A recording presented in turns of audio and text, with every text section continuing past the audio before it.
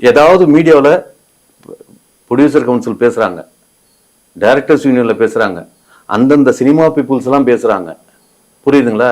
அந்த படத்துக்கு ஃபினான்ஸ் கொடுத்துருப்பான்ல, அவன் பேசுகிறானா? ஃபினான்ஸ் வாங்கி தானே படம் பண்ணியிருப்பாங்க. அந்த ப்ரொடியூசர் இது வரைக்கும் ஏதாவது மீடியாவில் வந்து கொடுத்தானா? இல்லை விஜய் அந்த படத்தை பற்றி இது மாதிரி பண்ணிட்டாங்க அப்படின்னு விஜய் எங்கேயாவது பேசியிருக்காரா? ஆதவ அர்ஜுனா தான் பேசியிருக்கான்.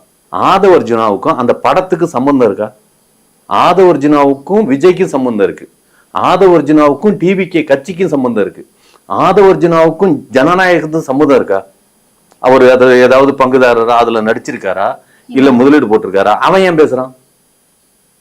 புரியுதுங்களா? இது மாதிரி சம்பந்தம் இல்லாதவன் தான் பேசிட்டு இருக்கான். சம்பந்தப்பட்டவன் எவனாவது ஒருத்தன் பேசுறானா? அந்த டைரக்டர் இது வரைக்கும் வாய் திறந்து பேசுறானா?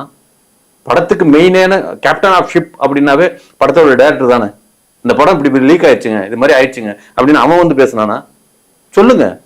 ஊரே ஐயோ நஷ்டப்பட்டுட்டாங்க.